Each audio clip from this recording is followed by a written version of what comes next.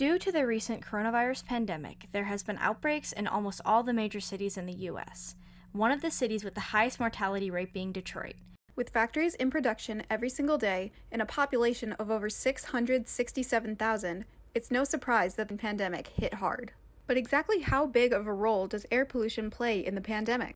There's been a recent study from Harvard where they were able to associate the risk of death from COVID-19 infection with increased air pollution. So we're learning that air pollution, where it's increased, is associated with increased problems in patients with COVID-19 infection. Over the years, chemicals such as nitrogen oxide, sulfur dioxide, and carbon dioxide have been polluting Detroit's air, causing people who have asthma and other respiratory illnesses to be more vulnerable. Adults in the city are 29% more likely to suffer from asthma, which can be a very dangerous burden during a pandemic. My grandmother, who suffers from asthma and COPD, gives us an insight on how it feels to live in a highly polluted area with respiratory illnesses. I want people to know that living with asthma is a scary situation because it's as if something blocks your airway where you can't breathe and you're trying to gasp for air and it's like a blockage. It's a scary situation not to be able to breathe. How do we solve this problem? Reduce air pollution.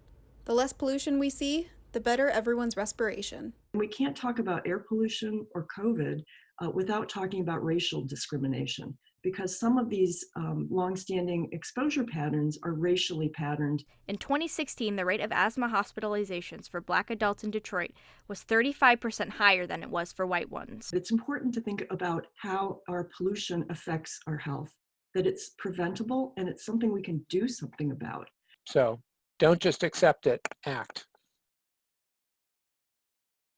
My name is KRISTIN PFAFF, owner-operator of PFAFFSWAY Farm. As far as the economy of dairy farming during COVID, it was extremely devastating. For years now, there has been a worldwide surplus of milk, causing the selling price to be lower than the production cost. And due to the pandemic, the price drop in the last 4 months has been extreme. People are buying less milk, buying powdered milk of all things. Let's face it, I'm 64.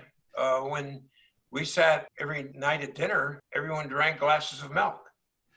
That doesn't happen anymore. But this pandemic may only be foreshadowing future economic crises to come. The next big threat? Climate change. In the Midwest, like we saw last year, we're going to be experiencing stronger storms with more rainfall as a result of climate change.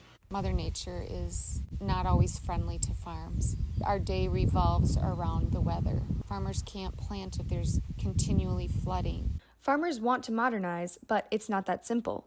This goes back before the COVID-19 pandemic. You know, after the recession in 2008, for instance, urban and suburban counties recovered economically much faster than rural communities did. And I think it's important that right now we recognize these vulnerabilities and we take steps to help keep businesses in these rural places afloat.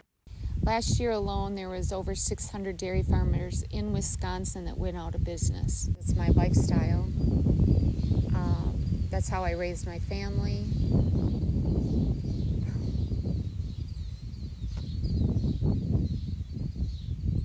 My husband grew up on the farm, bought it from his father, and now our son is taking over. It's something we hope to continue. What can be learned from COVID to help us prepare for climate change? It's really not that difficult to expose the vulnerabilities in our society.